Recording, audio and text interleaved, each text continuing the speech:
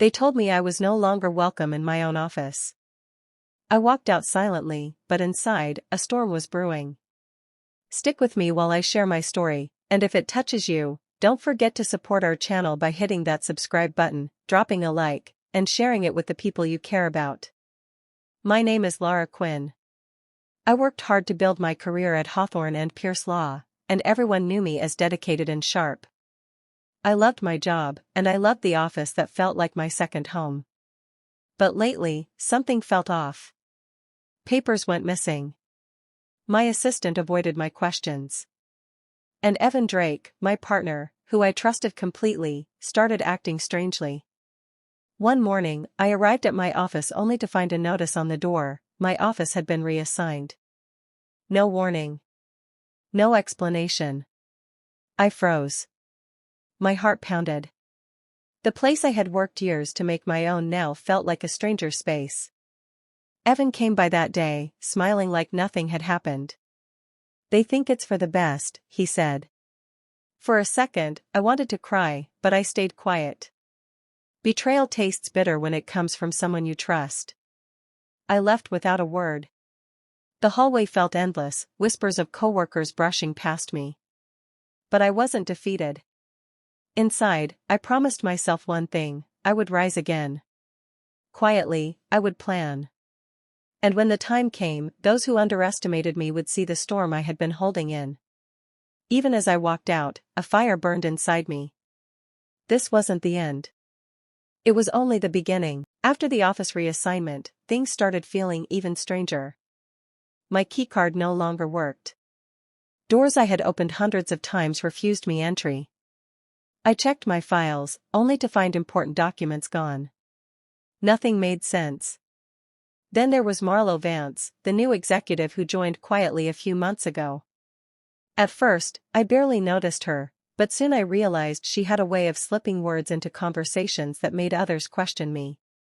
"Are you sure Laura can handle the Davidson account?" she asked casually during a board meeting. Small questions, but they planted seeds of doubt. I began noticing subtle changes in the office. Emails about my projects went unanswered. Colleagues seemed hesitant to meet with me. Whispered comments floated just out of earshot, always suggesting I wasn't managing things well. I confronted Marlo once, trying to remain professional. She smiled and said, "I just want to make sure everything runs smoothly." But the look in her eyes told a different story, one of calculation, of someone working behind the scenes to turn people against me. Shock and disbelief gnawed at me. How could this happen so quickly? One moment I was respected, the next I felt invisible, like I no longer belonged. A creeping sense of betrayal settled over me, heavier than any frustration I had felt before. Even though I was hurt, a part of me grew sharp. I realized I couldn't let this go unchecked. Something was happening beneath the surface, and I needed to see it clearly before it destroyed everything I had worked for. That day, the office felt colder. Every glance, every word, even the hum of the air conditioner seemed like a warning. I knew the betrayal was real, and I had to be ready. I finally decided to confront Evan Drake. He had been my guide, my closest ally in the firm, the one I trusted above all. I found him in the conference room, pretending to review files, but I could feel the tension radiating from him. "Evan," I said carefully, "what's happening with my office? Why are all these changes happening without my knowledge?" He looked up, and a nervous smile flickered across his face. "They think it's for the best," he replied, as if that explained everything. His words hit me harder than I expected. My mentor, my friend, the person I had confided in countless times, was part of this decision, or at least complicit enough to accept it without protest. I felt confusion twist into heartbreak. How could someone I relied on so deeply allow this to happen? The office, the projects, even my reputation, everything I had built seemed to be slipping through my hands. But amid the hurt, a spark ignited. I couldn't let this slide. Quietly, I began to take notes, noting every meeting, every email, every small action that showed who was behind these moves. My hands shook, not from fear, but from the surge of determination. I started to see patterns where others saw chaos. Every whisper, every sly glance, every unexplained decision was a piece of a puzzle that I intended to solve. I didn't speak about my plan to anyone. For now, I watched. I recorded. I remembered. That day, my heartbreak transformed into focus. A quiet storm began to form in my mind. I would not be powerless. I would not be forgotten. And when the time came, those who betrayed me would face the consequences I was carefully preparing. A few days later, disaster struck. I received word that a sensitive email had been leaked. The message suggested I had mismanaged one of our most important clients, causing delays and mistakes that never actually happened. My stomach dropped. My professional reputation, the one I had guarded for years, was under attack. Shock turned quickly into fury. I couldn't understand how this had happened. I checked my accounts, my sent emails, and my records. Nothing pointed to any mistake on my part. Yet the board and a few colleagues were already murmuring, their trust in me shaken by something I hadn't done. As I dug deeper, the truth became painfully clear. Marlo Vance had orchestrated the leak.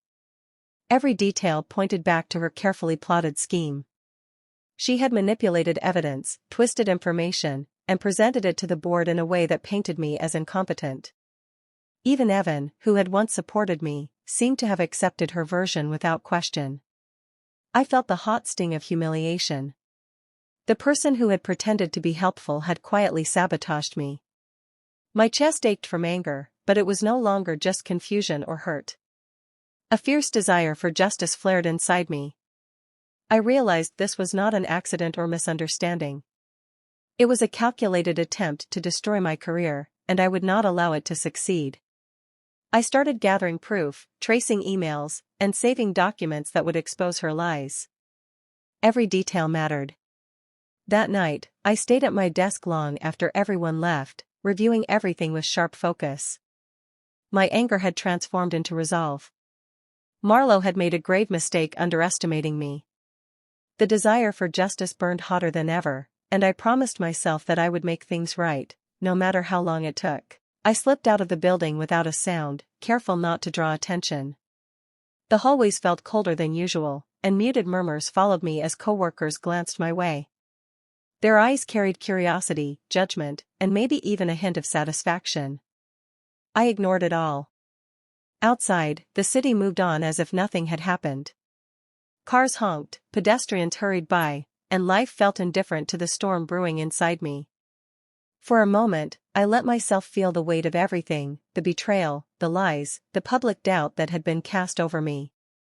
My chest felt tight, and my hands trembled slightly. But even as sorrow pressed in, a small, sharp clarity took hold. I would not crumble under this. I would not let them strip away what I had earned. Thoughts of reclaiming my dignity consumed me. Every unfair whisper, every sly manipulation, fueled a growing determination.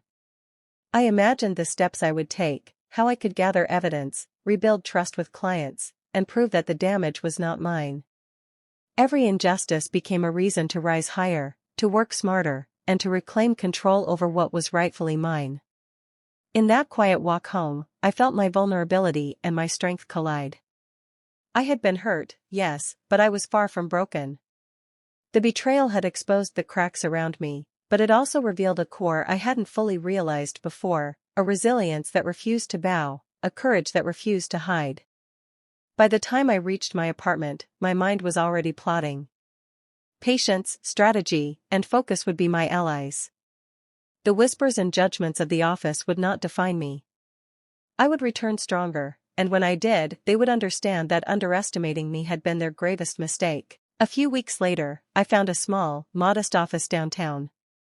The space was far from the grandeur I had left behind, but it was mine, and that mattered more than anything. I set up a desk, a few chairs, and began reaching out to clients who had trusted me in the past. Slowly, quietly, I started building my consultancy. Rebuilding wasn't easy. Every call, every meeting, felt like climbing a steep hill. Doubts crept in, whispering that maybe I had lost too much. But then Gideon Shaw stepped in. An old friend from law school, he had always believed in me, even when I wavered. Gideon offered advice, encouragement, and a steady presence that reminded me I wasn't alone in this fight. With his support, I began regaining confidence. I listened carefully to clients, showed them the meticulous care I had always practiced, and demonstrated results that no one could question.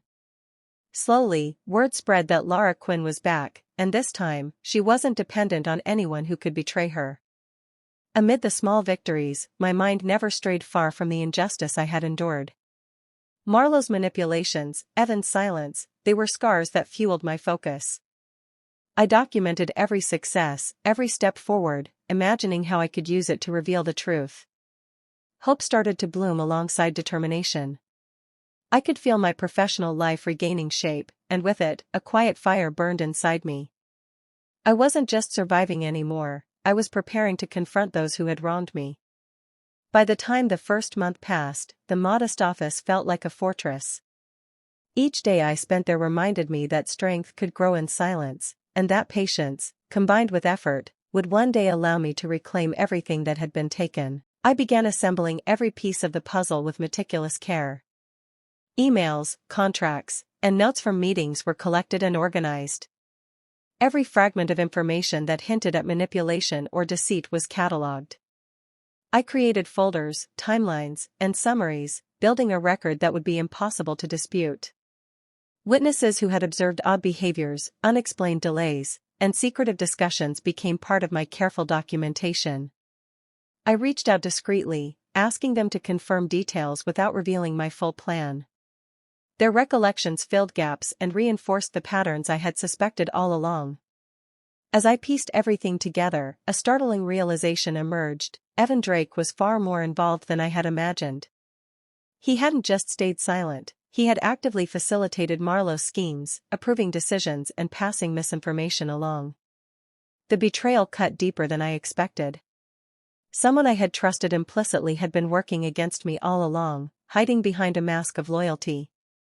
Despite the anger that flared inside me, I forced myself to remain calm. Every action had to be deliberate, every step precise. Rash decisions could ruin the careful strategy one had built, and I refused to give them the satisfaction of seeing me falter. I reminded myself that revenge required patience. Quick retaliation would be messy and obvious, long-term planning would be far more effective. Each day, I reviewed my evidence, strengthened connections with supportive allies, and refined the sequence of actions that would expose the truth. By the time I set the final steps in motion, the storm within me had transformed into quiet, controlled determination. I wasn't acting out of blind anger, I was preparing a reckoning that would be undeniable, calculated, and inevitable. The game had begun, and I intended to win without leaving a trace of doubt. After months of steady work, an opportunity finally arrived.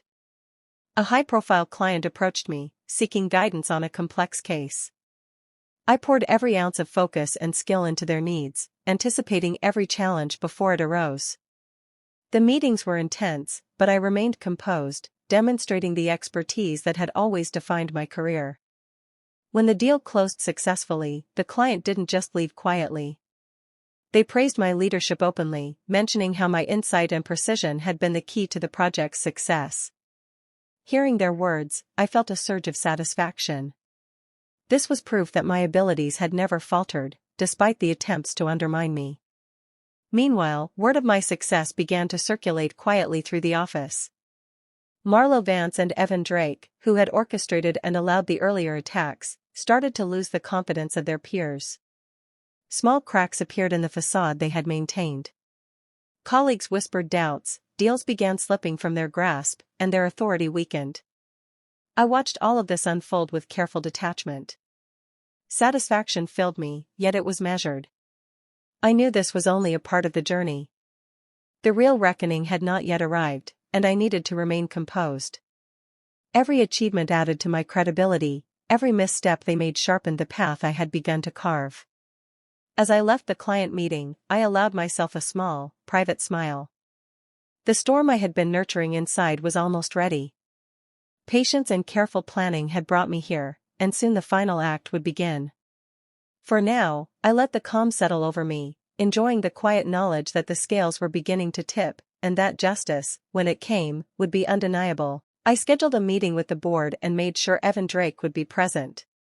The room was filled with quiet murmurs as people took their seats, curious about the purpose of my sudden invitation. I stood at the front, calm and collected, and let the tension build naturally. Once the room was silent, I began presenting my findings. Emails, meeting records, and corroborating testimonies were laid out one by one. Every detail pointed to the deliberate manipulation and deceit orchestrated by Marlo Vance and abetted by Evan. The evidence was undeniable, leaving no room for excuses. Faces in the room shifted. Some flushed with shock, others exchanged uneasy glances. Marlo tried to maintain composure, but her confidence cracked as each piece of proof was revealed. Evan's usual calm demeanor faltered, the gravity of his complicity became impossible to ignore. When the last document was presented, the board didn't hesitate. Marlo was terminated immediately.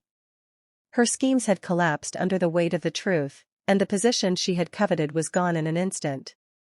Evan, however, was given a stern warning and placed on probation. His career now balanced on a fine line, the trust he once enjoyed evaporating almost completely. I remained composed throughout, speaking clearly and without emotion, letting the facts deliver their own judgment.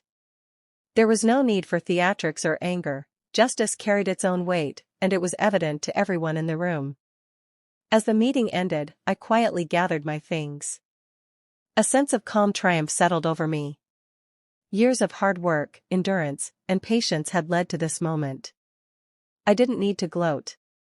The consequences had spoken for themselves, and the lesson was unmistakable: betrayal could be exposed, and integrity, when exercised patiently, always prevailed. Weeks after the confrontation, I finally returned to the office I had once called mine. The space felt familiar, yet different, lighter, steadier, as if the walls themselves recognized the change in me.